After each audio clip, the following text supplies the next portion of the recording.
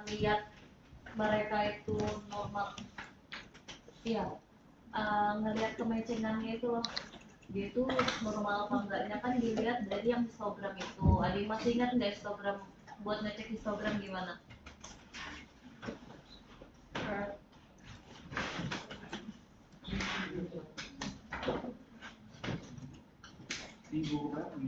Sketcher plotnya apa? Sketcher plotnya itu. Karena untuk Instagram kah? menangani data tidak linear, pertama-tama kita harus lihat dari histogramnya dulu. Nah, masih ingat nggak cara histogram itu gimana?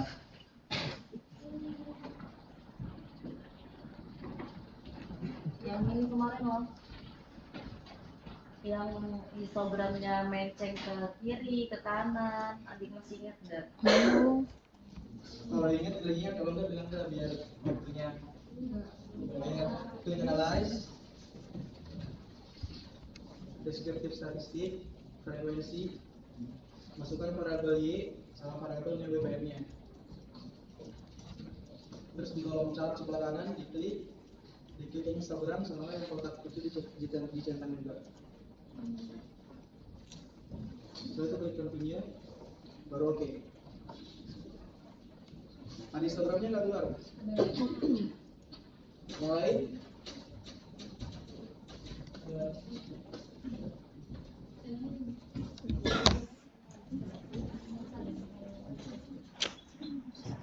Ada histogramnya?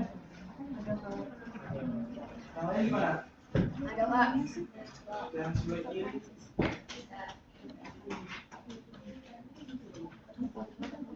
Nah, ini masukkan variabel Y dan variabel yang WPM-nya yang sudah ditransformasi.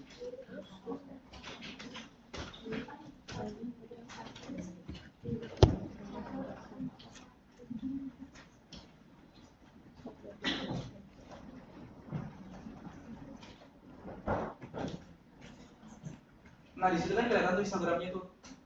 Ada, kita lihat yang variabel X-nya aja dulu. Variabel WPM-nya. Itu kan condong ke apa?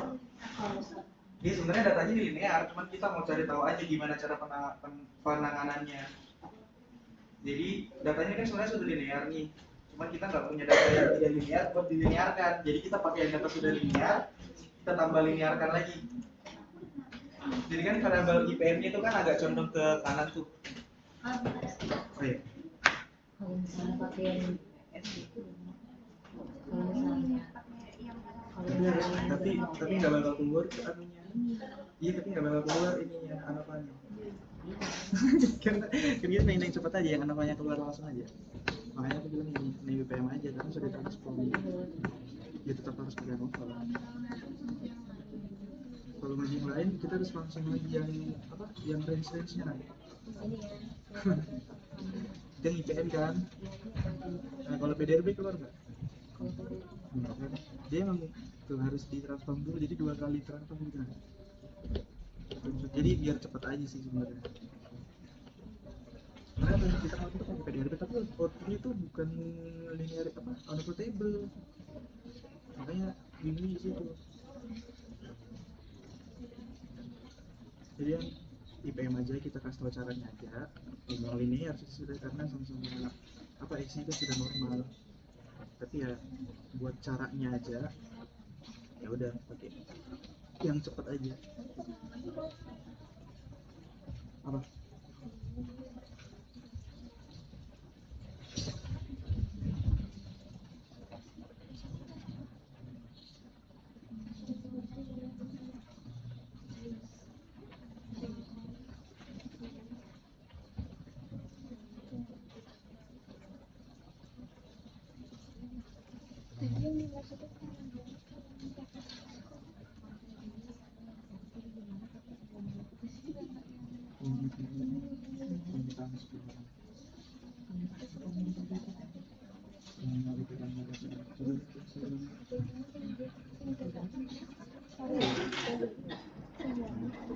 Terus sama yang di modulnya Ada nggak?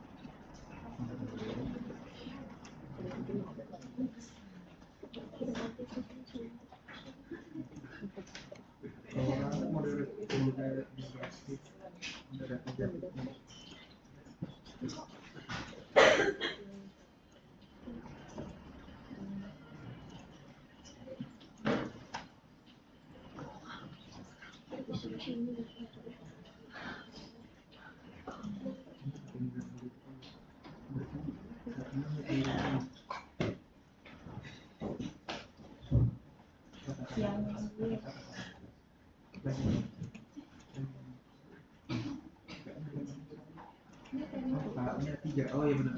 Iya, yang 3 dikurang nilai X-nya 3M, jadi gitu SPT, K, SPT 3 kurang 3M.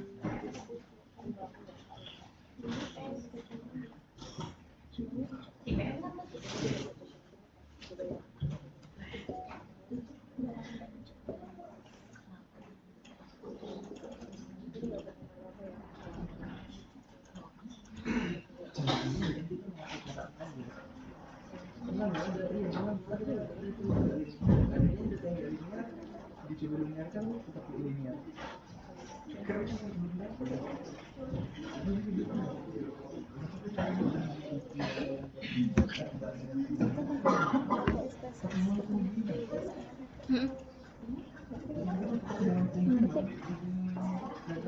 Bebas ya. Ini terbang sia-sia dulu. Ini terbang sia-sia ini.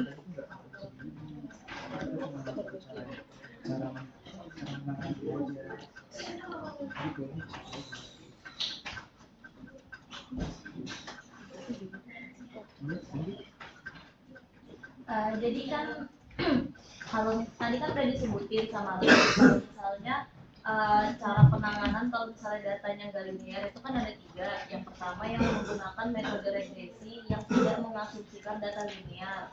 Terus yang kedua itu transformasi data, dan yang ketiga itu menghapus outlier kalau misalnya terdapat outlier. Nah di sini kita pakai yang transformasi data. Nah untuk yang transformasi data ini kita cuma nyontohin aja ya, walaupun di sini tuh hasilnya dia normal-normal aja. Kita nyontohin ujinya aja ya, penanganannya aja ya.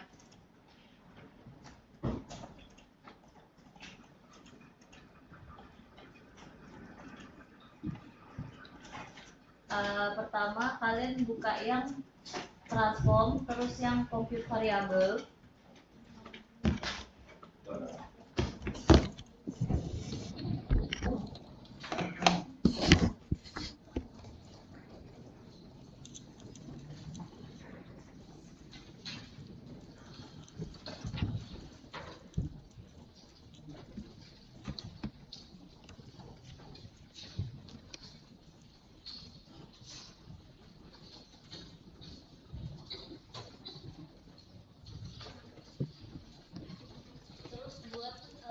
Variabelnya kita pakai transform underscore UPM.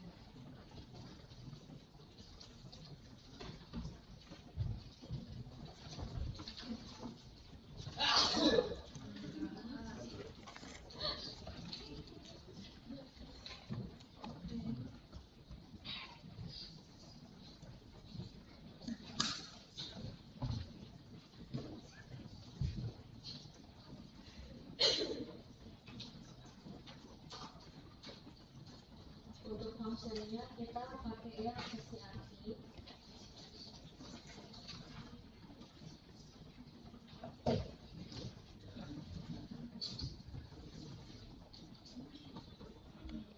Iya ya. Mau udah kayak ini dong. Yang kemarin. Aku belum menyimpan kemarin. Masih ya.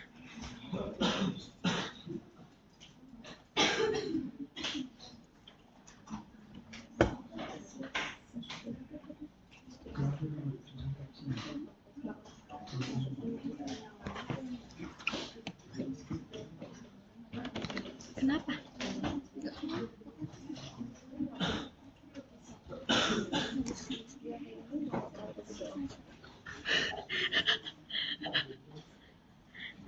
Kamu kenapa tuh?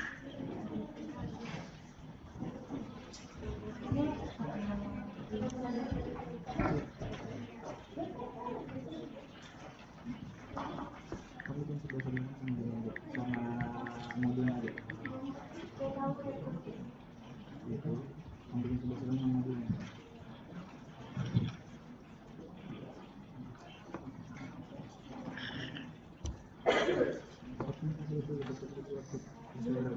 Kamu jangan upload di sini ya.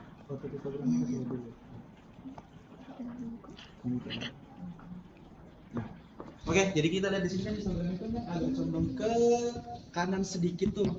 Dan kalau agak condong ke kanan tuh berarti dia tandanya apa tuh? Moderate negative skewness. Dan cara untuk transformasinya, kalau skewnessnya itu moderate negatif, jadi SKRT K itu nilai tertingginya, nilai tertinggi dari data kita dikurang X itu variabel yang mau kita transformasi. K-nya itu berapa?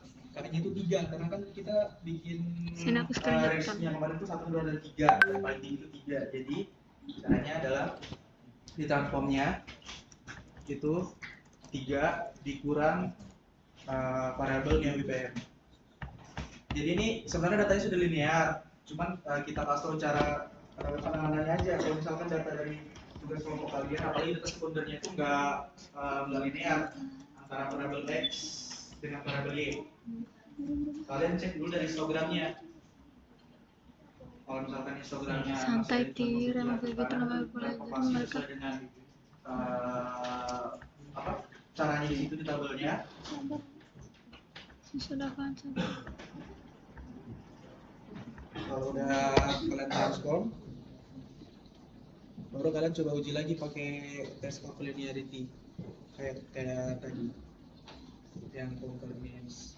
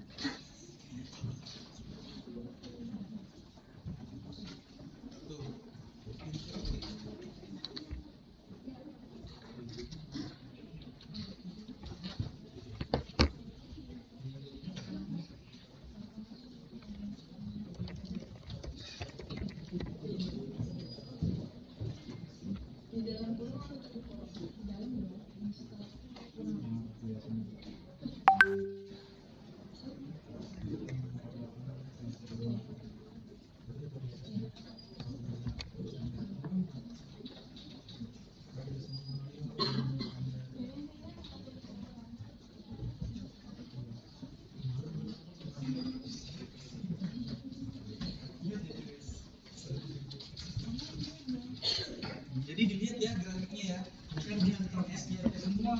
Soalnya awal masih dia sebenarnya condongnya ke kanan, tapi dengan nama SGRT. Misalkan sesuai sama ininya, sesuai sama disesuaikan lagi sama kalau misalnya tugas kelompok ya, itu disesuaikan lagi sama hipotesis yang dibuat.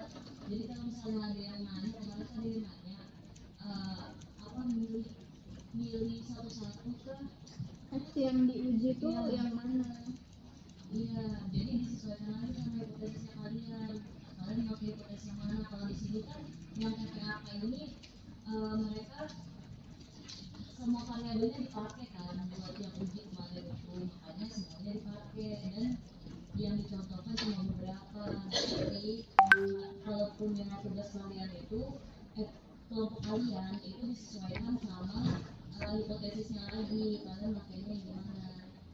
Kalau misalnya mau lebih aman sih semua variabel harusnya diuji ya. Jadi kita tahu X1 sama Y itu linear apa enggak, terus X2 sama Y-nya linear apa enggak. Memang satu-satu, karena ini kan bukan linearis berganda ya, jadi memang satu-satu kita melihat dia linear apa enggak. Intinya dilihat tuh hubungan antara variabel Y dengan X1 dan juga hubungan antara variabel Y dengan X2. Jadi dicarinya yang satu-satu dulu untuk tes linearity-nya. Terus juga karena nanti kalau uji tes linear berganda untuk tugas kelompok kalian, untuk data primer dan sekundernya itu minimal X-nya itu dan X-nya itu average pendeknya itu harus 2, jangan 1, karena kita bakal menuju ke regresi linear berganda. Karena kalau berganda itu X-nya minimal 2, harus 2. Paham? Paham. Jadinya sama mirip-mirip aja sama yang normalitas kemarin. Ya.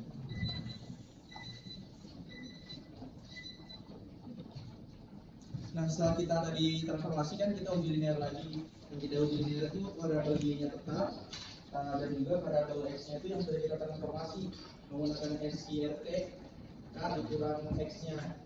Nah, kalau data kalian sebelumnya nggak linear terus kalian transformasi sesuai sama histogramnya, itu data kalian bakal linear lagi caranya. Karena ini sebuah praktikum, mungkin outputnya sebenarnya sudah linear, tapi kita uji lagi karena kita yang mau diajarkan itu tentang cara ujinya, jadi bukan hasil akhirnya gitu. Oke, ada pertanyaan buat tes linearity-nya atau penanganan uji linearnya? Kalau masih bingung? Terus juga kalau misalnya diingat ke cara penanganan yang tadi itu kan ada 3. Nah kalau misalnya betul-betul udah nggak bisa banget, itu dihapus aja data outlier-nya, baris data yang outlier. Ya tapi berhubung data kalian tuh udah nyopres banget, ya mau nggak mau kalian harus transformasi.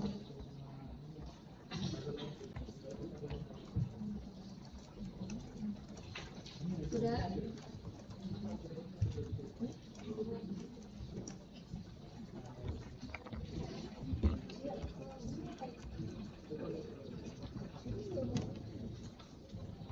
Oh, kalau misalnya nggak ada yang mau ditanya, kita masuk ke uji multikolinearitas. Nah, jadi kenapa kita perlu uji multikolinearitas? Karena regresi linear berganda itu mengasumsikan bahwa antar variabel bebas, yaitu x1, x2, x3, dan lain-lain itu tidak boleh saling berkorelasi terlalu tinggi. Nah, jika dua variabel independen saling mirip atau hampir sama, misalnya x1-nya sama dengan 95%, dia itu sama kayak x2, maka terjadi multikolinearitas yang dimana x1 dan x2-nya itu memberikan informasi yang sama. Jadinya nanti tuh dia bikin bingung untuk membedakan mana variabel yang benar-benar mempengaruhi y-nya itu. Jadi untuk tujuan uji multikolinearitas sendiri itu untuk memastikan bahwa setiap variabel X itu punya kontribusi unik terhadap prediksi Y. Jadi nggak seperti yang tadi dijelasin sama Kak Sela yang X1 sama X2 misalnya mirip-mirip, nah itu jangan sampai. Jadi dia masing-masing variabel X itu harus punya kontribusi yang unik.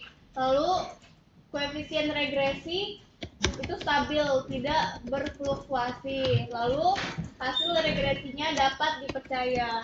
Lalu dampaknya jika multikolinearitas tidak ditangani. Yang pertama itu koefisien regresi menjadi tidak stabil. Nah, koefisien regresi 1 tuh bisa berubah drastis hanya karena menambah atau mengurangi satu sampel.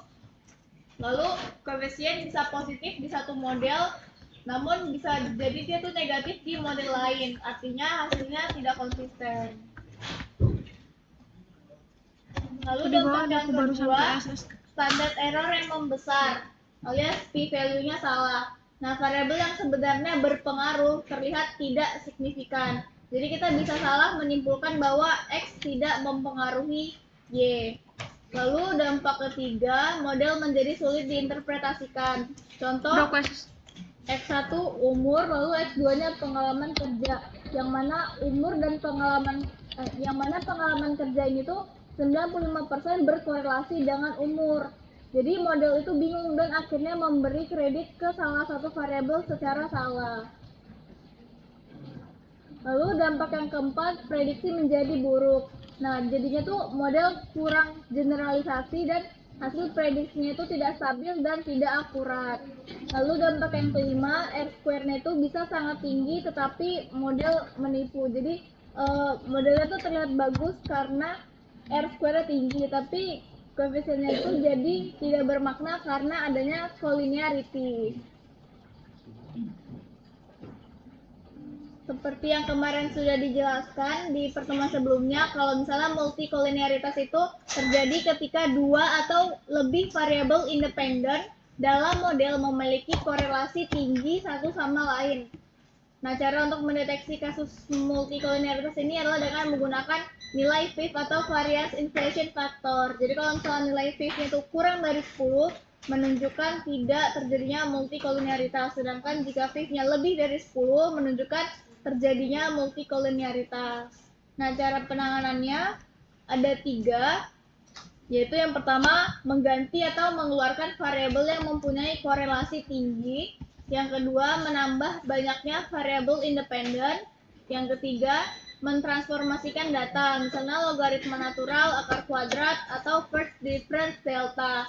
Nah, untuk yang ketiga cara penanganan ini, kalau misalnya kalian di in real life, misalnya kalian meneliti sesuatu, misalnya X1, X2, dan X3 berhubungan dengan Y. Nah, ternyata X3 dan X2-nya itu memiliki korelasi yang tinggi. Nah, itu bisa salah satunya tuh dibuang dan kita bisa mencari variabel yang lain yang lebih bisa mendefinisikan si Y-nya itu. Nah, tapi kalau misalnya untuk di praktikum ini, karena kita nggak mengambil data yang lain, jadi kita melakukan yang transformasi data. Buang satu. Oke, bisa.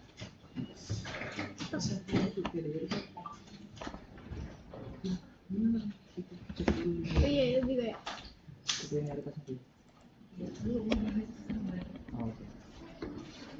Nah, untuk yang praktikum ini gimana Kak? Ya, kan untuk yang uji multikolinearitas daripada buang-buang waktu kayak tadi lama banget, jadinya kita langsung aja ke analyze, terus ke regression, habis itu kita ke yang linear. Nah, untuk Y-nya itu yang PPAK tadi.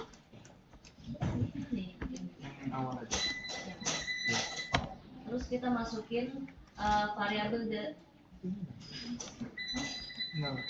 dari X1, X2, X3 sampai X4. Terus kita klik yang statistiknya. Yang kita pilih itu yang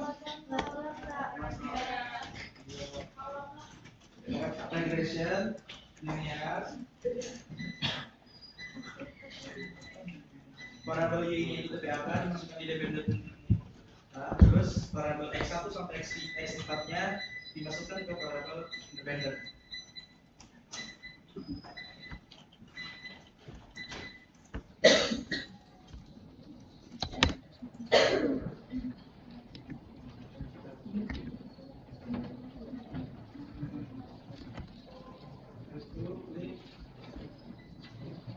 statistiknya.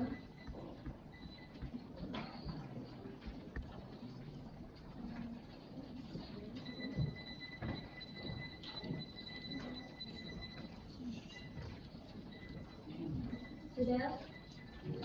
Mungkin nggak usah terlalu ngejelasin, soalnya saya udah biasa saja. Jelasin penting aja. Kelihatan kok X1 sampai kayak gitu ketinggalan aja.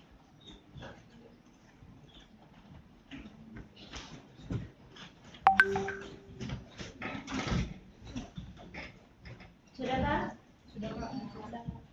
Yang di statistiknya pilih yang covariance matrix sama collinearity diagnostic.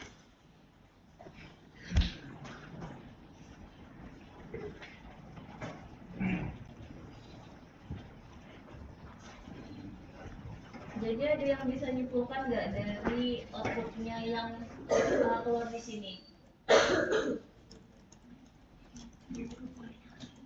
Misalnya kemarin tuh nilai apa yang dilihat, terus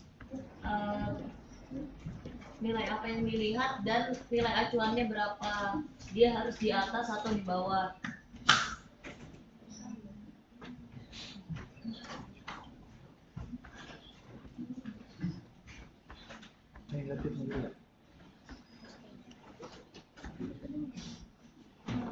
Sehingga tadi kan nilai apa yang dia tuh yang diuji ini praktikum minggu lalu, nilai apa? Barusan kalau disebutin ulang, Nilainya harus di bawah atau di atas? di atas 10. di bawah atau di atas 10? Di atas 10. Kalau di atas 10 kenapa? Kalau di bawah 10 kenapa? Kalau di atas 10 menunjukkan kalau di atasnya multikol.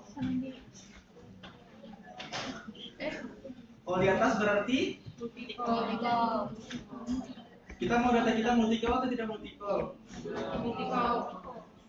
Multikol ini ya. Kita mau data kita itu terbebas dari multikolonialitas atau terdapat multikolonialitas.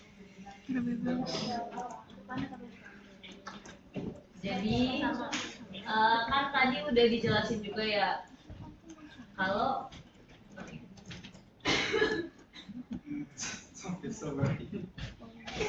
nah jadi multikolonialitas itu kan tadi dia terjadi ketika dua atau lebih variabel independen dalam model memiliki korelasi tinggi satu sama lain. Jadi kalau misalnya dia korelasinya terlalu tinggi, jadinya model itu nggak bisa ngebedain.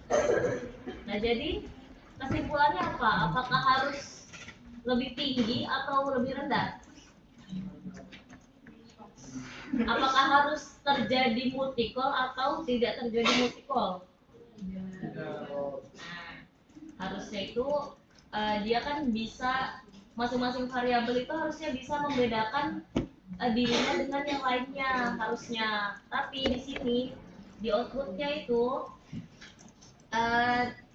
dia hasilnya itu nilai PIV-nya dari yang IPN sama RLS itu hasilnya kan di atas 10 tuh. Nah jadi kita mau nanganin dari karena dia terjadi multikolonialitas itu akhirnya kita harus ditanganin dong karena dia harus melewati uji asumsi klasik tadi itu. Nah caranya gimana? Caranya itu kita analyze dulu, terus kita ke correlate, habis itu ke bivariate. Analyze, correlate, bivariate. Sama bivariate.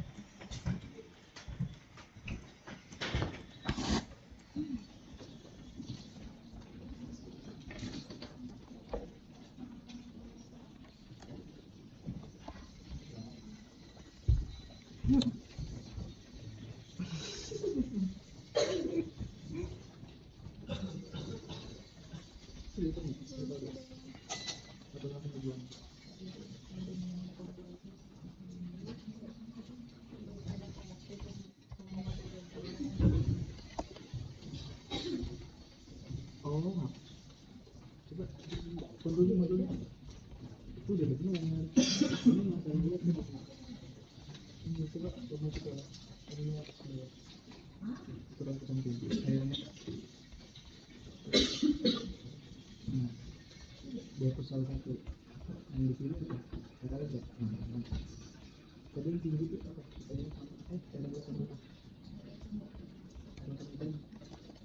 Nah, tadi kan yang kita lihat kan outputnya itu yang nilai-nya tinggi itu RLS sama IPM ya, benar ya? Nilai-nya di atas 10. Nah, cara menangannya adalah salah satu dari parameter tersebut kita buang supaya tidak memiliki tidak memiliki hubungan yang kuat gitu. Contohnya gini aja deh, aku di sini sebagai variabel y, nu itu sebagai variabel x, sama shell itu variabel x juga. X1 dan X2. Nah, kita maunya hubungan antara variabel X dan Y itu yang linear, yang korelasinya tinggi. Misalkan hubungan Nui sama aku itu harus di atas 0,05. Hubungan Sheila sama aku itu harus di atas 0,05. Dan ternyata setelah diuji, hubungan Sheila sama Nui juga ternyata tinggi banget, di atas 0,05 juga. Jadi salah satu dari Nui atau Sheila itu harus kita buang, biar hubungan antara aku sama salah satu dari variabel X itu tinggi, tetap terjaga gitu analoginya. Nah karena tadi hubungan dari IPM dan RLS sangat kuat, mereka di atas itu maka salah satunya harus kita buang gitu. Dan yang kita buang adalah variabel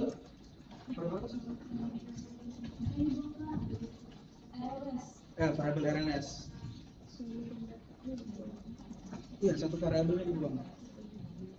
Jadi gitu juga kalau misalkan kalian data sequencernya itu ada 4, Y-nya 1, X-nya 3, dan ternyata dari 3X itu nilai fitnya ada yang di atas 10, kalian cek dulu linearitasnya, mana yang paling kuat nih. Setelah kalian cek, baru kalian buang salah satunya. Dan kalau misalkan dari 3X-nya itu kalian ternyata ada 2 yang berhubungan sangat erat, dua-duanya harus kalian buang, dan kalian harus ganti variabelnya. Itu makanya di sini tuh banyak yang ganti-ganti data karena itu nggak lolos uji.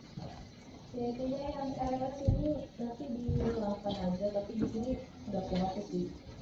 Langsung positif lagi aja, tapi masih masukin RLS. Aja. Saya positif lagi tanpa RLS. Terus kita uji lagi sama kayak dari apa?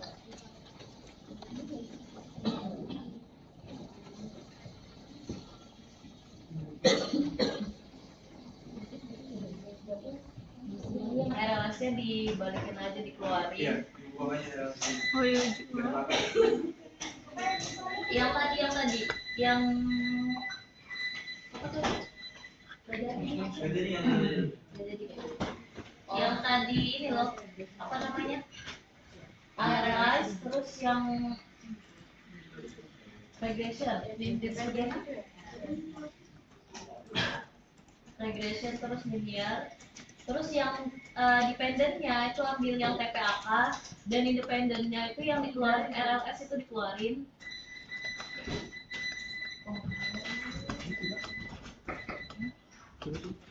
Itu yang fit tadi.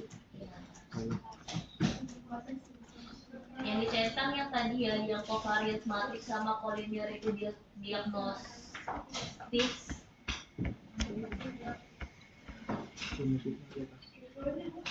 Nah, bisa dilihat di sini jadinya setelah si RLS-nya ini kan awalnya nilai fit-nya itu kan si IPS sama RLS-nya ini paling tinggi ya, dua-duanya sama-sama tinggi nih. Berarti dia itu mirip-mirip aja gitu. Nah jadinya pilih salah satu dari variabel, tapi di sini kita ngambil yang RLS. Tapi nanti kalau misalnya di data kalian, ya sesuaikan lagi sama data kalian. Udah screenshot. Terus di sini hasilnya nilai fit-nya itu berada di bawah angka 10. Berarti dia sudah lolos uji multikolinearitas. Berarti dia udah datanya nggak ada yang multikol. Seperti itu. Jadi kalau diulang dari sebelum lagi, jadi kalau uji linearitas itu data kita mau linear antara Y dengan X1 dan juga Y dengan X2, sedangkan kalau uji multikolinearitas itu kita nggak mau data kita itu terdapat multikolinearitas. Nggak mau datanya itu fit-nya itu di atas 10 gitu aja. Nah kalau misalkan datanya ada di atas 10, keluarkan salah satunya atau keluarkan salah duanya, atau kalau misalkan semua datanya mirip-mirip, ya kalian harus ganti data. Kalau fit-nya tetap di atas 10, pokoknya itu patokan yang fit-nya nggak boleh di atas 10. Dan ternyata kalau kalian dari 3 variabel itu fit-nya di atas 10 semua dan tinggal 1, nah kalian harus ganti data, cari data baru. Iya, balik lagi ke yang tadi, yang ini di poin kedua itu kan ada menambah banyaknya variabel independen. Nah itu jadi kalau misalnya kalian nih menghapus data kalian, jadi kalian harus ganti lagi sama data yang lainnya, karena kan kemarin kan disuruhnya ada berapa variabel tuh gitu. Ada pertanyaan yang masih kau? Ada masih bingung?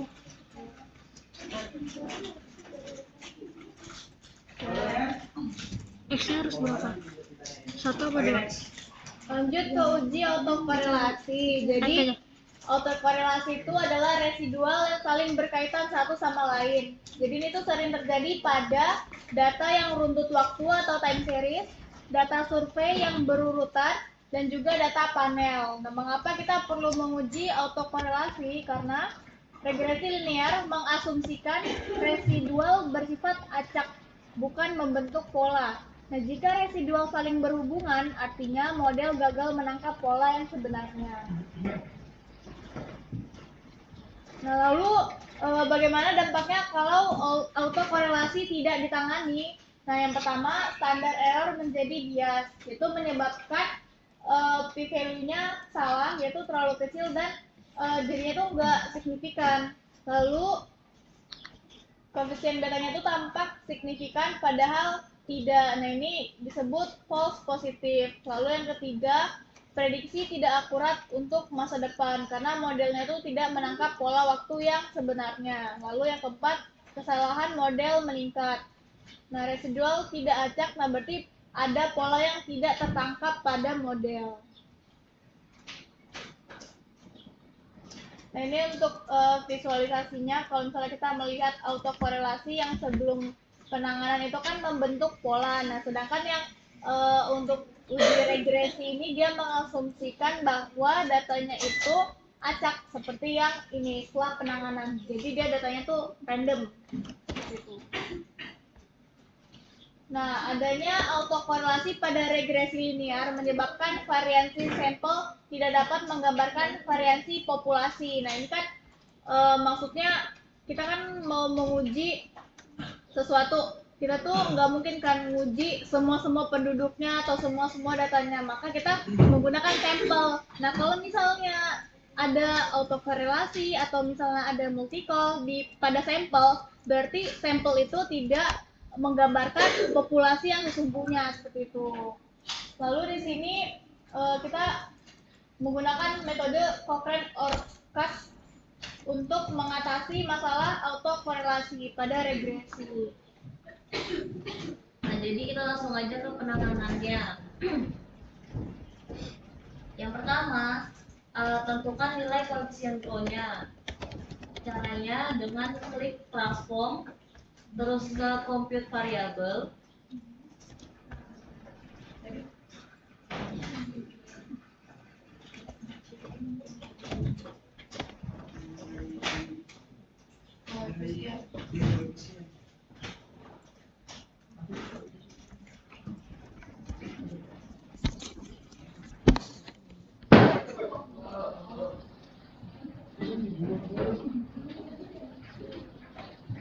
Di numeric expression-nya kita pilih yang left.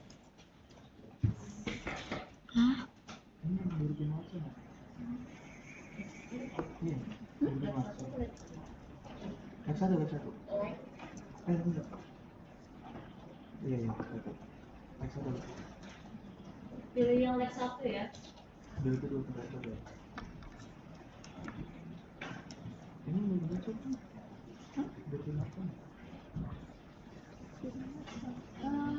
Iya. Iya, dan habis itu dari Tero baru normal. Siap. Oh. Apa?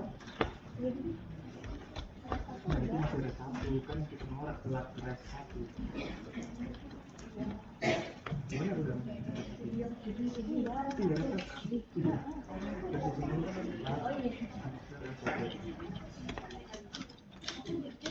Tapi itu apa? Telat.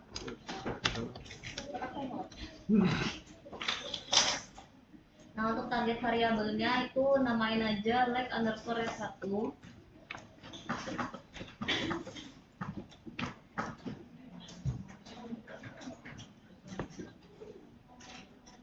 Nah, jadi yang res 1 ini dia itu nilai residual data dari data yang belum ditransformasi. Itu data yang masih pure kemarin itu loh yang resnya.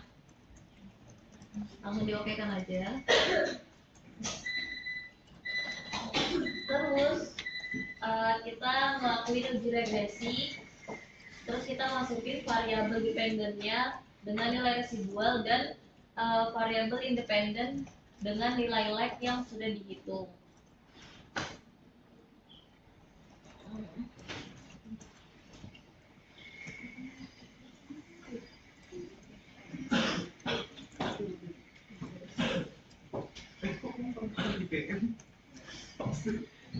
Balik.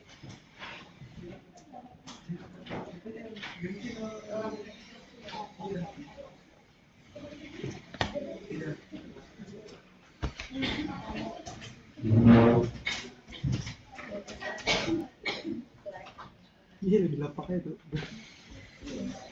Iya iya. Next. Baru ini udah. Oh ini juga acuan itu. Iya. Tangan lagi. Sama variabel. Udah. Ujinya sekarang regression linear. Regression.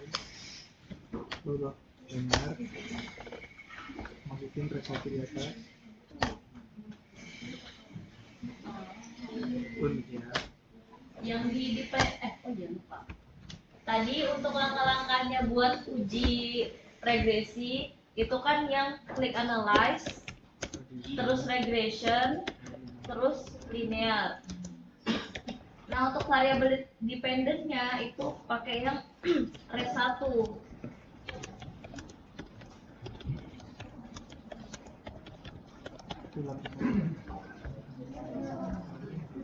Itu pas aja nih otaknya. Tapi Katanya cuma kamu disuapin.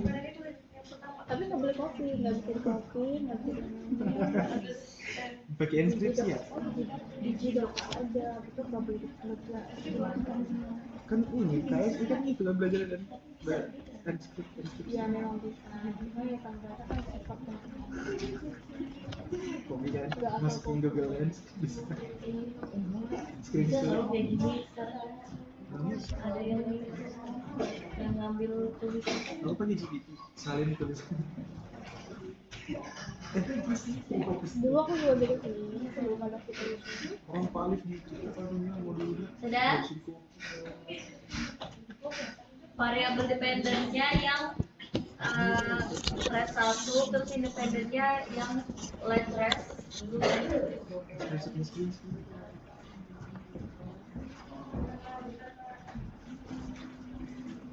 Terus buka yang optionnya.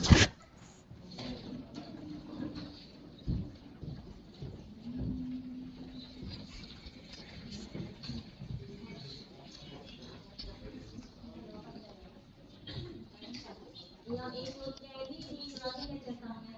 Include constant in equation.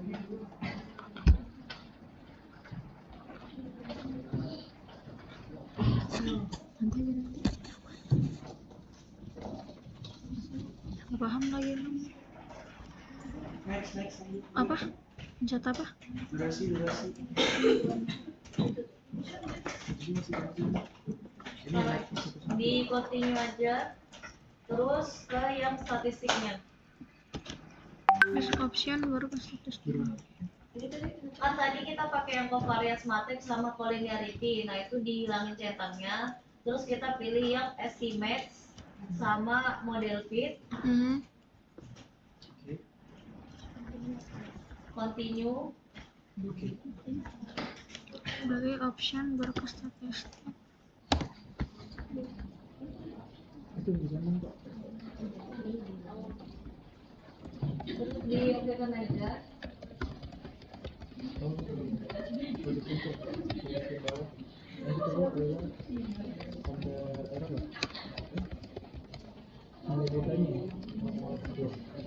Nilai koefisien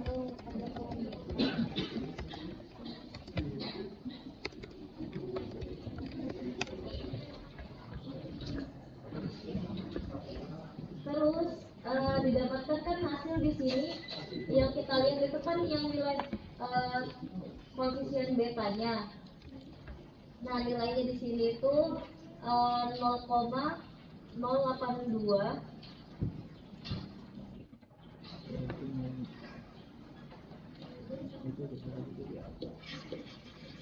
0,082.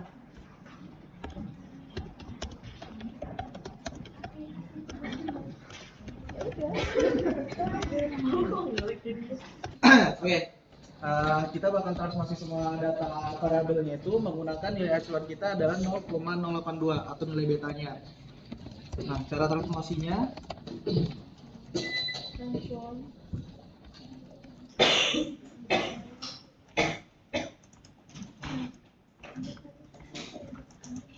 transform terus ke compute variabel. udah kan sama ini ya. Ini sama Itu salah ngambil itu. Dilaprak kenapa? nggak Enggak, coba. Nah, sekarang itu. Like TPAK. Like TPA.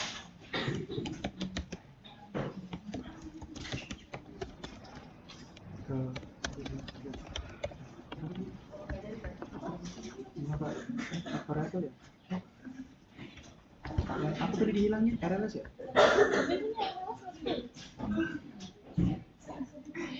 RLS nggak sesuatu aja nggak apa.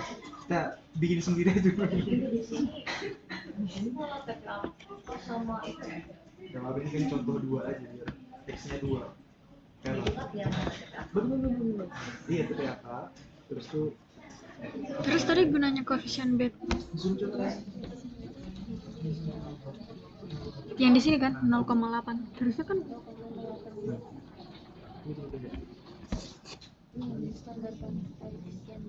Kita masukin variabel yang TPA, Terus kurang. terus dikurang.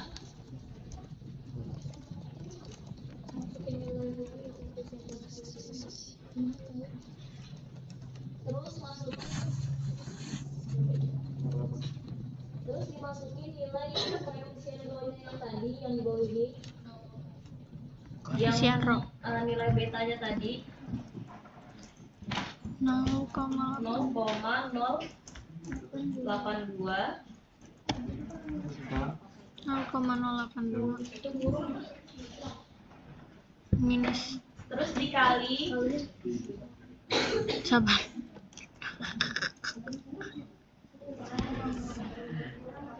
Aku bikin akun email baru lagi deh.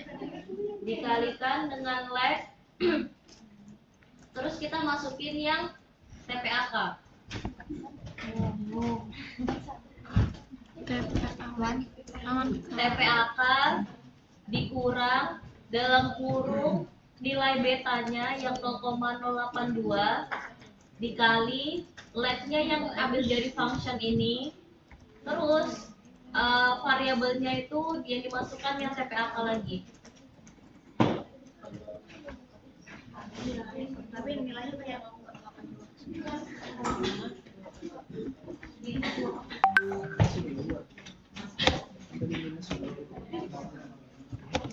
Kayaknya linear data sama autokorelasi tadi tuh iya bukan multicolor tuh kayaknya tadi kita berantakan banget deh Langsung kita klik OK dan lakukan ke semua variabelnya catatannya. kecuali variabel Aku buat sendiri ini lebih gampang, lebih enak nge-recast lagi.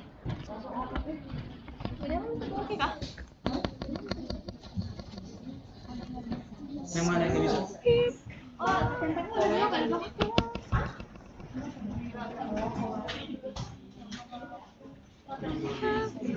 Ada outputnya. terus kayak yang dibilang Kak Reza tadi itu lakuin ke semua variabelnya Kecuali variabel kecuali RLS. yang RLS karena RLS Tadi kan udah kita hapus ya.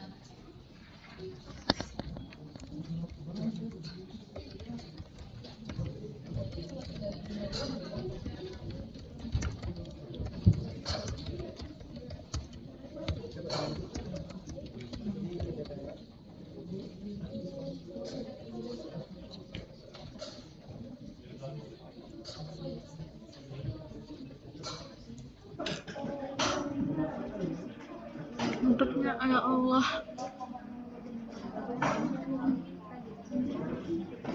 Kamu udah lihat WA aku belum? Terus.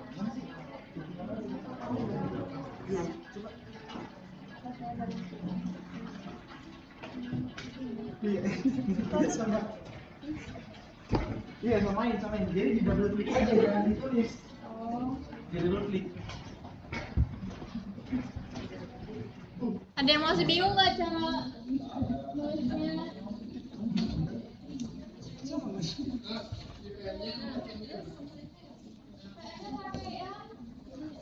Yang awal aja.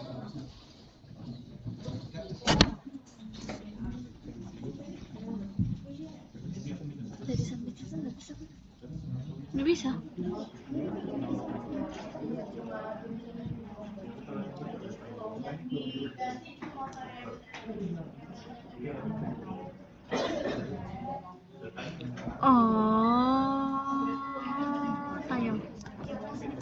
nambahnya di sini.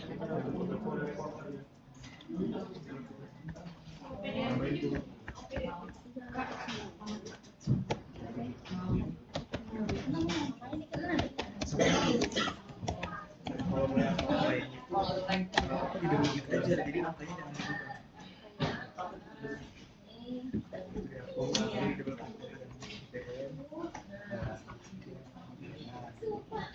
Tai.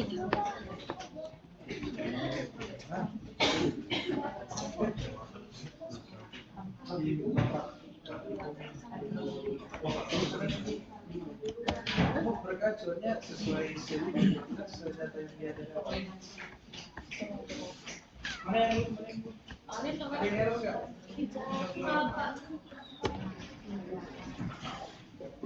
Ya kalian langsung coba kok. Langsung coba kok. Langsung nyoba. bukan SPSS yang error variabelnya yang tadi yang premis misalnya tinggal hapus aja tinggal hapus. Tuh banget gila.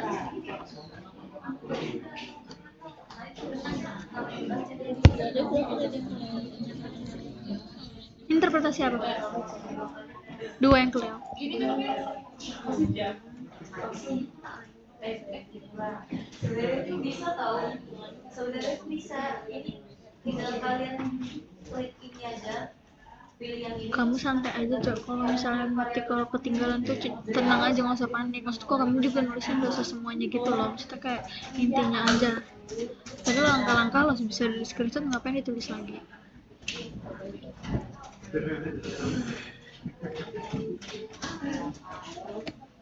Sudah belum? Jelasin.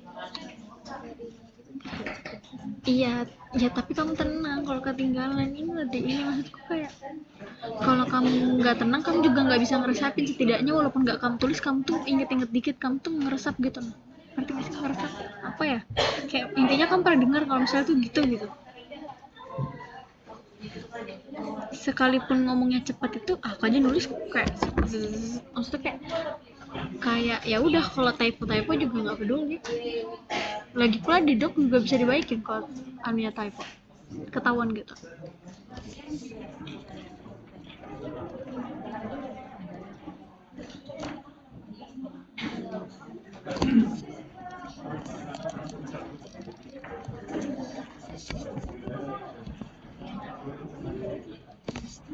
Itu dah, kirim ke aku, mau aku taruh di sini lagi.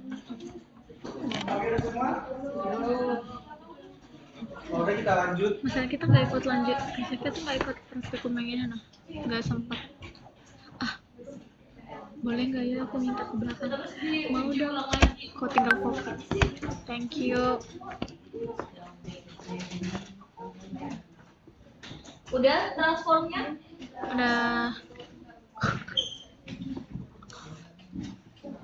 Masih ingat ya kemarin kalau korelasi ya kita adalah nilai Durbin-Watson di K itu variabel berapa sama N-nya itu record data kita atau jumlah sampel kita. Nah kemarin itu kan interpretasinya kalau nilai Durbin-Watson kita di atas Durbin upper tuh berarti tidak terdapat ya?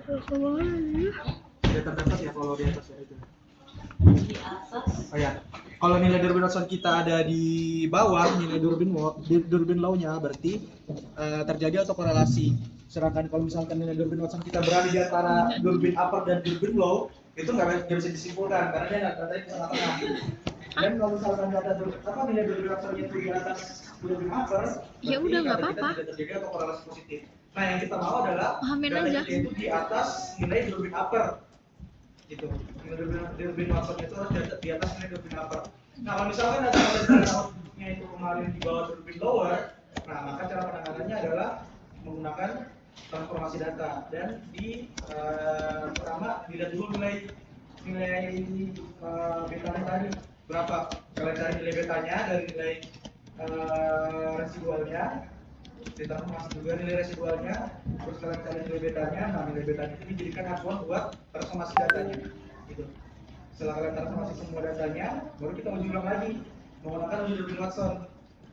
Nah, kalau yang sebelumnya Durbin Watson itu di bawah nilai Durbin lower, setelah informasi data kalian itu Durbin Watsonnya bakal di atas nilai Durbin upper. Oke, setelah ditransformasi tadi kita uji lagi. Caranya masih sama. Caranya itu yang analyze, terus ke regression, terus ke linear.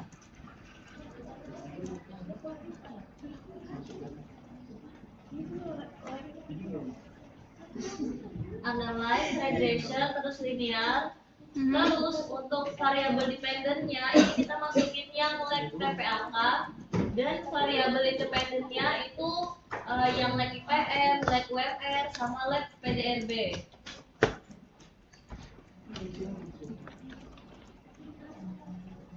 Setelah itu di sebelahnya itu kan ada statistik tuh. Nah, kita tambahin centangnya, kita pilih yang Durbin Watson. Terus di continue aja. Dioperkan.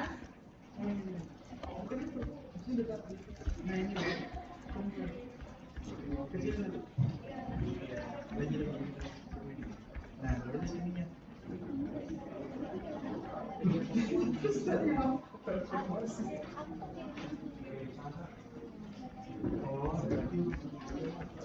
Berarti karena tadi kan kita datanya nggak ini, autocore datanya nggak bisa, nggak normal. Intinya datanya nggak normal gitu, harus dibuang ya. Enggak. Yang pertama kan ngecek itu di multicall kan, ngecek yang itu dibuang. Nah berarti datanya sisa ini, yang sisa 3. Jadi kan di sini jumlah datanya itu kan Intinya dicek lagi, ditransfer buat autokorelasinya. Makanya tadi ada like gini, baru dicek ulang lagi pakai ini apa namanya biasanya tes autokorelasi itu. Jadi hasilnya output yang ini.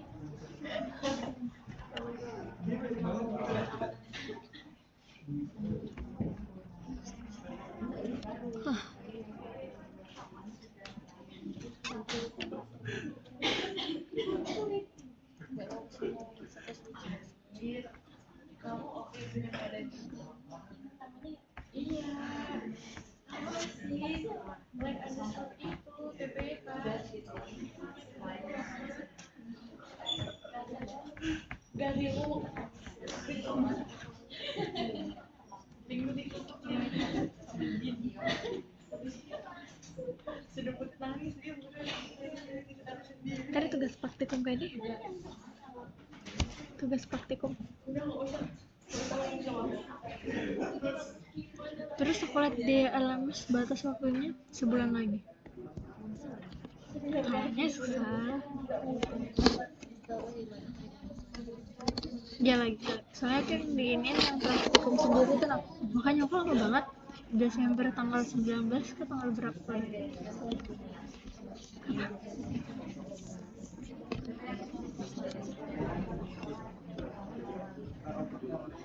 aku ulang lagi Kak ujinya.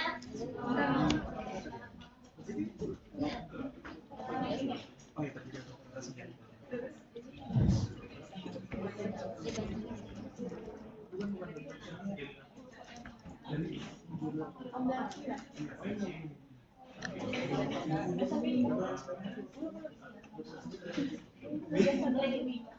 Hasilnya segini enggak? Tadi hasilnya segini enggak? Analyze, terus regression, terus ke linear. Ini yang tadi ya. Hasilnya enggak itu? Karena masih ada ketinggalan. Enggak, kamu ingat enggak angka Yang dependennya itu yang lab PPAK, terus yang independennya itu lab IPM, lab UMR, sama lab PDRB. Terus di statistiknya, Oh iya, ini kan sudah 2 kan. tadi kan centangnya ada di estimate sama model fit. Di atas kan. Nah, tambahin aja yang residualnya itu kita pilih yang Durbin Watson.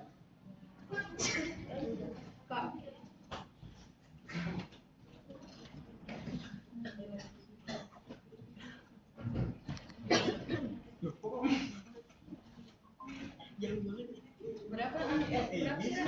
Bukan lab. Makan harusnya kan? Berapa?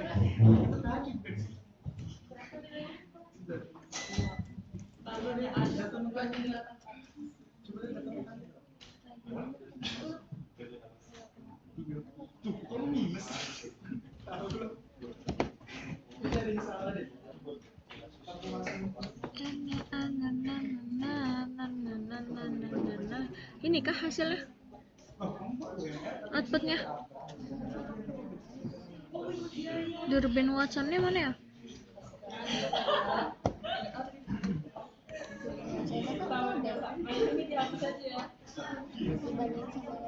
Enggak. Sudah? Ada tulisannya kok. Sudah kak? Jadi kan kalau misalnya kita dari sini Model kalau Sumari itu. misalnya kalian ingat yang kemarin buat yang Durbin Watson itu kan yang kita lihat itu jumlah datanya atau n-nya. Di sini n-nya itu ada 9. Terus untuk k-nya atau jumlah variabelnya di sini kita ada 3. Variabel x-nya ada 3 ya. Nah, jadi ngambilnya kita ngambil yang K3-nya, terus jumlah n-nya itu kita 9.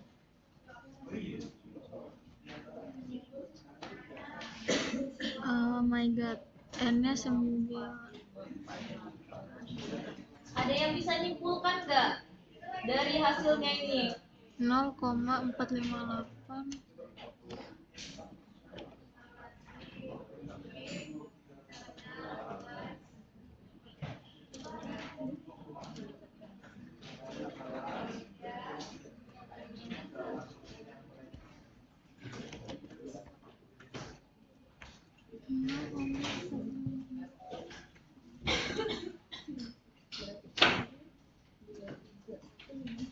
Bingung nggak?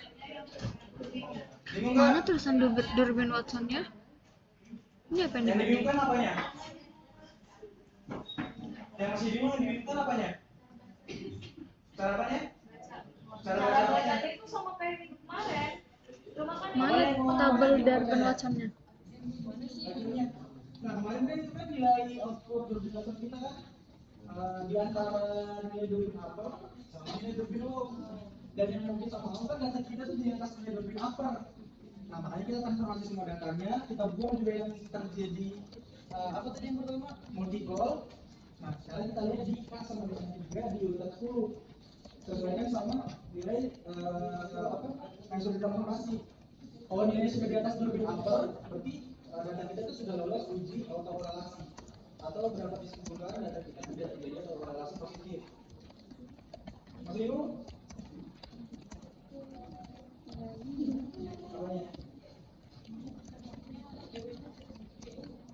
Iya, DU-nya harus di atas DU, nggak boleh di antara DU sama DL, nggak boleh juga di bawah DL, harus di atas DU. Nah, kalau misalkan data kalian, kemarin data tugas sama kalian DU kan DU-nya sudah di atas DU, nggak usah ngapain. Tapi kalau DW-nya masih di antara DL sama DU atau di bawah DL, harus kalian transformasinya pakai tadi. Cari dulu nilai beta-nya, pakai nilai residual transformasi ke nilai baru nilai residual itu diuji lagi. Kalau cari nilai betanya, nilai betanya dijadikan acuan untuk transformasi masing-masing variabelnya. Biar nilai Durbin Watsonnya itu ngangkat jadi di atas Durbin upper. Ada yang masih bingung?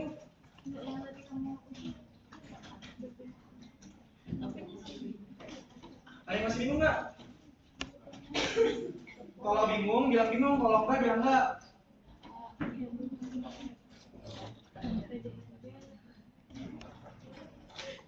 Bisa dilanjut nggak? Oh ini apa pantai? Kalau nggak ada pertanyaan nanti kita nanya ya. Oke. Naik aja.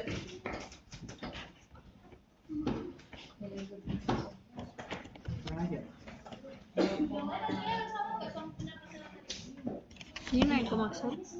makanya kemarin kan tulisannya kayak gini, ini kan semuanya kalian tuh cuma tiga kayak gini doang, mana nilai ininya. Mas kok ini lagi bandingin sama nilai apa, kok di sini nggak ada. Cuma aku juga nggak Tapi kalau misalkan 9 tetap di atas. Ini 2,384 dia. Tapi hasilnya kalau misalnya kan di sini K-nya itu kan ada 3. Kayak aku bilang tadi, variabel X itu kan ada 3 karena RLS itu nggak masuk. Terus untuk N-nya itu ada di 9. Jadi untuk nilai Durbin uppernya, iya, nilai DU-nya itu 2,182 dan DL-nya itu 0,4548. Nah, di sini nilai Durbin Watson-nya itu tetap di atasnya, yaitu di 2,384.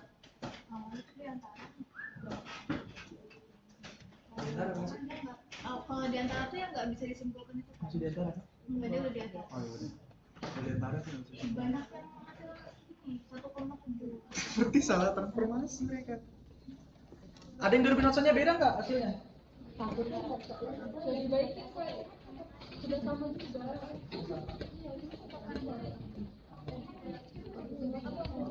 Coba yang di ininya apa? Aku kan lagi share screen yang kolom datanya, sama nggak hasilnya? Sama punya kalian? Yang di lag-nya itu. Kalau lag-nya beda, nilai lag-nya itu beda, berarti rumus kalian yang kayaknya salah, jangan pakai. Coba lihat itu like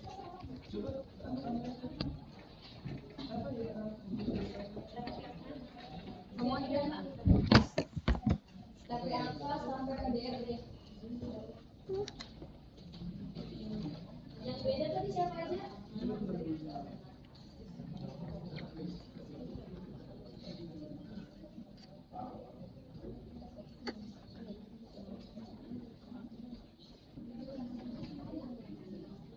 Aku tahu apa, lakuin pakai data sebelumnya aja, soalnya sebelumnya yang belum diapa-apain yang masih bersih. Kalian cuma ngelakuin penanganan doang ya, siapa tahu. Kalau kayak gini udah kecampur-campur, cok. Aku juga pusing ngeliatnya.